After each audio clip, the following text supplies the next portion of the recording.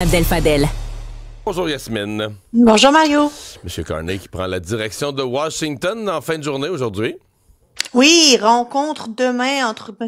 Carney et nul autre que Donald Trump. Donc, on rejoue dans le film dans lequel on avait joué avant l'été, où Ouais. La Monsieur Carney différence, va c'est être que reçu. il avait été à ce moment-là élu quelques jours avant. C'était tout C'est ça. nouveau, tout beau au mois de mai. Là, il y a quelques mois qui ont passé. La négociation, c'est comme morpionné un peu. C'est comme si pour M. Carney, il y a plus de pression pour des résultats demain, là. Il y a plus de pression pour des résultats et il y a plus de risques aussi que ça puisse pas aussi bien se passer parce que premièrement, évidemment, ça dépend de l'humeur de Donald Trump, mais d'après ce qu'on comprend, c'est Donald Trump lui-même qui, en marge de l'Assemblée générale des Nations unies, aurait dit à Mark Carney que ce serait bien qu'ils puissent se rencontrer. Les équipes se sont ensuite attachées pour cette rencontre-là. Évidemment, on est tous en train de se demander, Mark Carney, elbows up, les coudes dans l'air, on n'a pas encore vu nécessairement le résultat là, de ce qui a été confié à Mark Carney comme mandat, lui qui promettait de mettre fin à ces tarifs-là. Non seulement les tarifs ne sont pas terminés et enlevés, mais il y a d'autres tarifs qui se sont rajoutés ou des proportions qui se sont évidemment qui ont augmenté. Mais la différence, c'est que Mark Carney, je pense, ne va pas négocier là-bas l'accord de libre-échange Canada-États-Unis-Mexique. Ce qu'il s'en va faire, c'est essayer de diminuer les tarifs des tarifs sectoriels, des secteurs névralgiques pour l'économie canadienne. On parle de l'acier, éventuellement l'aluminium. On parle évidemment, il y a toute la question du bois d'œuvre qui continue de faire rage.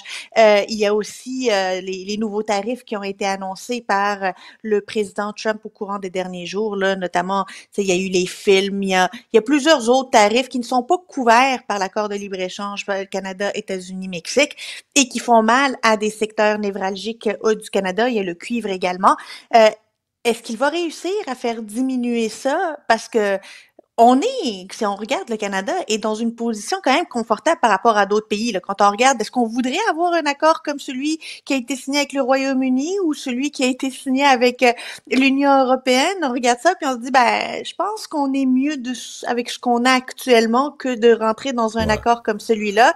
Mais il peut pas revenir les mains vides, Mark Carney. Là. Il peut pas revenir avec pas d'avancement, rien. Mais Il est pas dans la même perspective. son équipe baisse les attentes quand Ah même. oui. En fait, depuis plusieurs semaines, il baisse la barre, il prépare les esprits que là, l'élimination complète des tarifs, ça arrivera pas. Un accord global, ça arrivera pas. Tu viens de très bien nous le dire. Là, bon, un secteur à la fois, peut-être. Le mot qu'on emploie maintenant du côté de son ministre, Dominique Leblanc, c'est on pourrait améliorer la position du Canada. Ça veut dire pas éliminer les tarifs, mais les baisser un peu sur des secteurs spécifiques.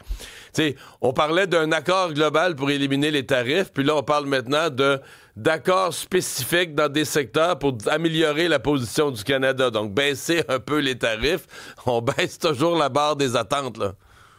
Ben, on baisse la barre des attentes parce qu'on voit bien qu'est-ce qui se passe ailleurs que la relation bilatérale entre le Canada et les États-Unis. Puis à un certain moment, il faut aussi préparer les lecteurs, préparer la population, préparer les entreprises à la réalité à laquelle, avec Donald Trump, puis on aura toujours des tarifs. Là, le meilleur bet, le meilleur, disons, pari, c'est d'en diminuer les portées, d'en diminuer le nombre de secteurs qui sont touchés.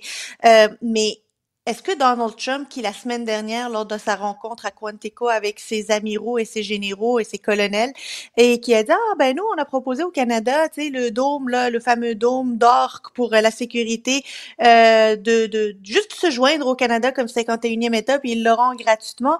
Est-ce qu'on pourrait revenir dans ce genre de dynamique-là lors de la rencontre de Mark Carney et Donald Trump dans le bureau ovale? Moi, je pense que Mark Carney au bureau ovale cette fois-ci, c'est pas mal plus dangereux que Mark Carney dans le bureau ovale la première fois, là.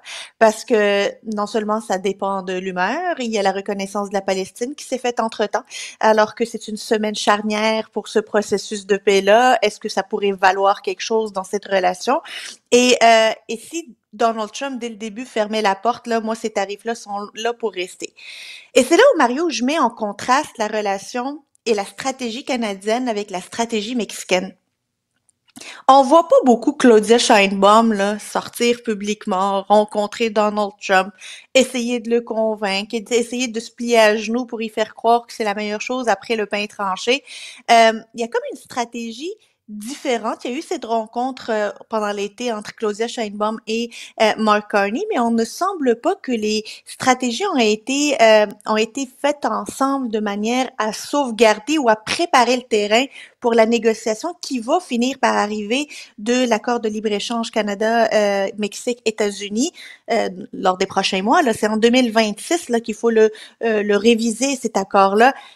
Et je me demande pourquoi cette divergence de stratégie se pourrait-il qu'il n'y existe plus de relations tripartites, mais seulement des accords commerciaux bilatéraux de part et d'autre, et que le Canada finalement se débat comme un diable dans l'eau bénite pour essayer de préparer le terrain pour cette négociation qui va être largement plus importante, plus stratégique, plus coûteuse aussi pour le Canada que la situation actuelle.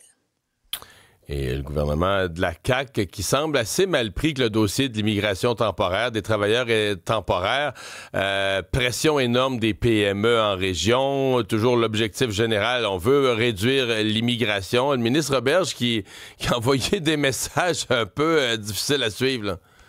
Ben, c'est parce qu'on a eu le mardi le discours du premier ministre, le discours inaugural où le premier ministre disait « Je demande au fédéral de baisser l'immigration temporaire et les réfugiés. » Pas de nuance, là, pas de dans ce secteur-là. Tu sais, bon, il a dit pas nécessairement à Montréal et à Laval pour les travailleurs temporaires.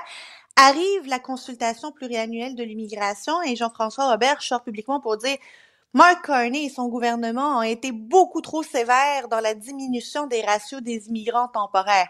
Ça peut s'expliquer, on peut le comprendre quand on plonge les deux mains dedans là pour comprendre les nuances de ce Mais que je l'un pense que veut pour et l'autre veut dire. 99,9% de la population, c'est apparu comme contradictoire, là. Mais ça avait l'air contradictoire. On peut pas dire pendant 4 ans, 50 ans, le gouvernement fédéral, là, il est bien trop laxiste, il est épouvantable, il ouvre les portes, puis ensuite dire Mark Carney et son gouvernement ont été trop sévères. La nuance s'est perdue et la contradiction a émergé dans le discours gouvernemental. Et c'est ce genre de position dans laquelle ils se mettent de manière défensive qui nuit à la transmission du message. Le gouvernement ne peut pas se permettre de devoir essayer d'expliquer des nuances, de programmes, de critères, de régions, puis que finalement, au bout du compte, peu importe ce que le fédéral fait, ferme le robinet, ouvre le robinet, il est toujours dans le tort. Ça rajoute à l'impression que le gouvernement se cherche toujours des boucs émissaires pour justifier son inaction. Yasmine, merci. À demain. Merci.